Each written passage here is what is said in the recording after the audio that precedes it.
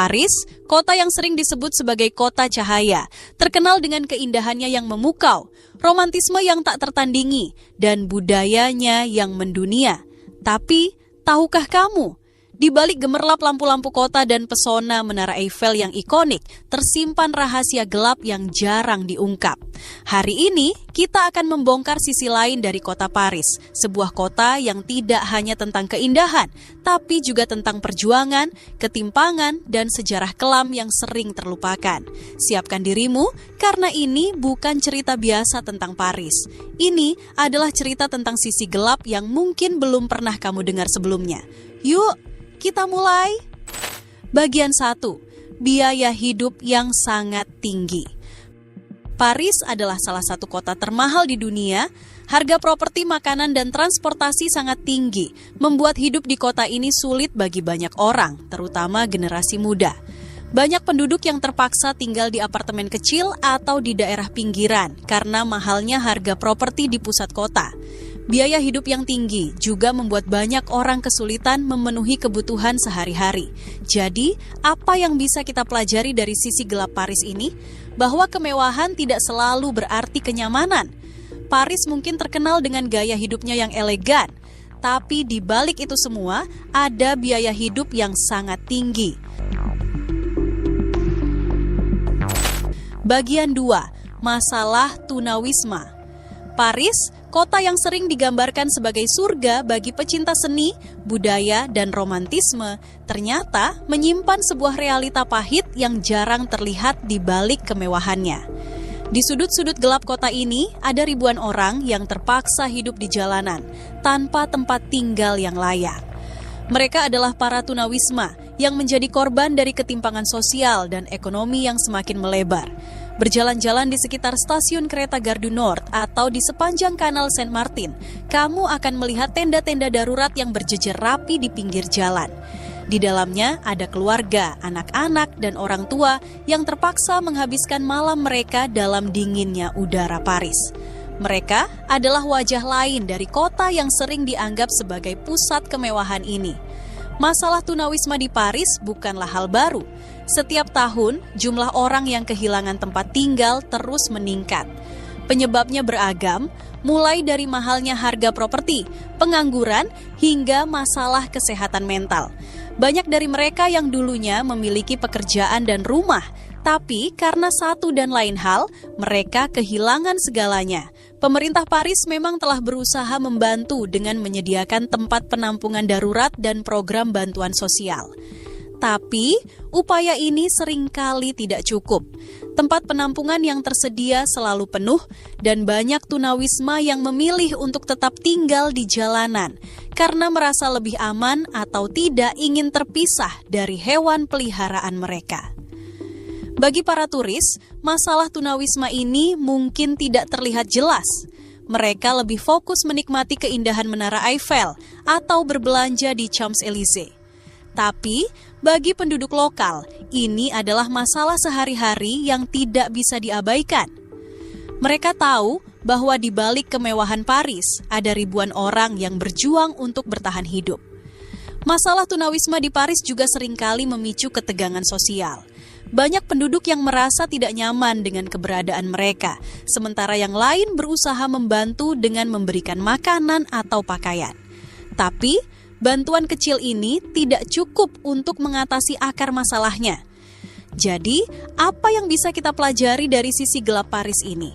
Bahwa kemewahan dan keindahan tidak selalu mencerminkan kenyataan. Paris mungkin terkenal dengan gaya hidupnya yang elegan, tapi di balik itu semua ada ribuan orang yang berjuang untuk bertahan hidup. Dan mungkin ini adalah pengingat bagi kita semua bahwa kita perlu lebih peduli terhadap sesama. Bagian 3, tingkat kejahatan yang meningkat. Paris, kota yang sering dianggap sebagai simbol romantisme dan keindahan, ternyata juga punya sisi gelap yang menakutkan. Tingkat kejahatan di kota ini terus meningkat, membuat banyak penduduk dan turis merasa waspada. Mulai dari pencopetan, penipuan, hingga kejahatan yang lebih serius, Paris tidak selalu seindah yang dibayangkan. Area wisata seperti Menara Eiffel, Montmartre, dan Louvre seringkali menjadi sasaran empuk para penjahat. Mereka memanfaatkan keramaian dan kecerobohan turis untuk melakukan aksinya. Banyak turis yang mengeluh kehilangan dompet, ponsel, atau bahkan paspor. Mereka saat sedang asyik menikmati keindahan kota ini. Tapi, kejahatan di Paris tidak hanya terbatas pada pencopetan. Kasus perampokan dan penyerangan juga sering terjadi, terutama di malam hari. Banyak penduduk lokal yang merasa tidak aman berjalan sendirian di area tertentu, seperti distrik utara yang dikenal sebagai daerah rawan kejahatan. Pemerintah Paris memang telah berusaha meningkatkan keamanan dengan menambah jumlah polisi dan kamera pengawas. Tapi upaya ini belum sepenuhnya berhasil. Kejahatan tetap menjadi masalah serius yang mengancam kenyamanan penduduk dan turis. Jadi, apa yang bisa kita pelajari dari sisi gelap Paris ini? Bahwa keindahan tidak selalu berarti keamanan. Paris mungkin terkenal dengan pesonanya, tapi kita juga perlu waspada terhadap ancaman yang mengintai di balik gemerlapnya lampu kota. Bagian 4. Katakombe yang mengerikan. Di bawah permukaan Paris yang indah ada sebuah dunia gelap yang penuh dengan misteri dan kengerian. Katakombe Paris, jaringan terowongan bawah tanah yang menyimpan tulang belulang lebih dari 6 juta orang adalah bukti nyata dari sejarah kelam kota ini. Katakombe ini awalnya adalah tambang batu kapur yang ditinggalkan. Tapi pada abad ke-18, karena kuburan di atas tanah sudah penuh, tulang belulang dari pemakaman dipindahkan ke terowongan ini. Hasilnya, sebuah labirin bawah tanah yang dipenuhi tengkorak dan tulang manusia. Bagi sebagian orang, katakombe ini adalah destinasi seram yang menarik. Tapi, bagi yang lain, ini adalah pengingat akan sejarah kelam Paris, termasuk wabah penyakit dan revolusi berdarah. Banyak cerita mistis yang beredar tentang katakombe ini, mulai dari hantu yang berkeliaran hingga orang-orang yang hilang tanpa jejak setelah memasuki terowongan ini. Jadi, apa yang bisa kita pelajari dari sisi gelap Paris ini? Bahwa di balik keindahan dan kemewahan ada sejarah kelam yang tidak bisa dilupakan. Paris mungkin terkenal dengan pesonanya, tapi kita juga perlu mengenal sisi gelapnya. Bagian 5. Ketimpangan sosial yang mencolok. Paris adalah kota dengan kontras yang tajam.